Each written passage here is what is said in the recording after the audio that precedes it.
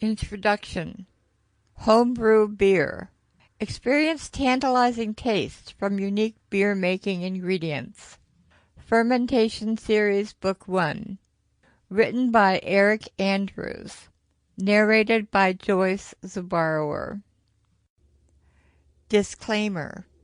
This book is for readers 18 years of age and older. Please, don't be stupid and kill yourself. While the author has made significant effort to provide accurate information, the information provided in Homebrew Beer should not be considered complete and exhaustive of the topic. The author, the publisher, or its associates disclaim any liability for any loss, injury, death, or any legal consequences in connection with your use of the information contained herein. Your use of any information provided here is totally your responsibility.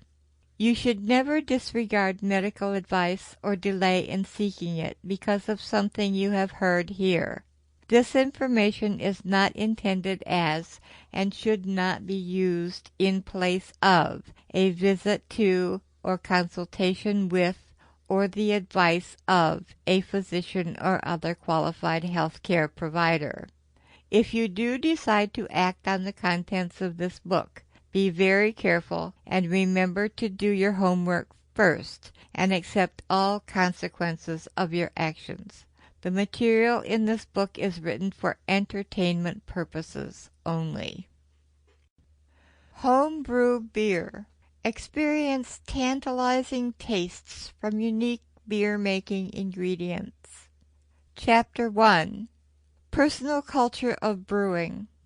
I have long been a fan of ginger ale. Toward the beginning of my life, I had no idea that fermentation could be such an easy and enjoyable process. When I was young, I assumed that soda came from the store. The stores probably bought it in bulk, and it would come in big trucks from a manufacturing plant. The plant itself would have hundreds of thousands of dollars in equipment. My worldview was so small that I did not even consider what it would be like to create my own sodas, or that it was possible. As I entered my late teenage years, I experimented with alcohol. I remember the first hard alcohol that I had flushed me with warmth in my stomach and loosened my nerves. It was a pleasant experience. Around that point, I had discovered that if I got past the bitter taste of beer, I could become intoxicated. I also learned that there were some beers that were more alcoholic than others.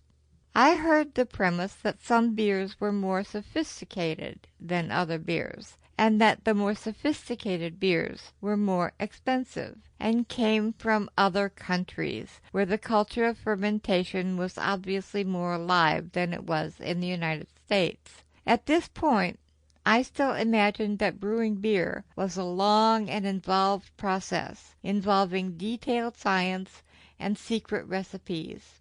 At this time, I was about 17 years old, and a $2 bottle of wine and a pack of fancy cigarettes was a treat for a weekend. From that point, I began traveling and reached the Pacific Northwest. I realized that there were domestic microbreweries that people patronized with pride. I lived with a few alcoholics and became an alcoholic myself. I learned much about the economy of beer and the nuances of different varieties of alcohol, and I felt the poverty of wanting to purchase alcohol all the time, but always scrounging up money in order to purchase cheap beer or malt liquor. I feel as though this state of desperation occurs in most alcoholics that turn into home brewers. Around this time, I began to be aware that it was possible to brew my own alcohol, but I did not yet have the motivation to perform the necessary research and experimentation. I remember finding one person who made cider each year, and I watched him bottling the cider in the kitchen of a community house in Sample complete. Ready to continue?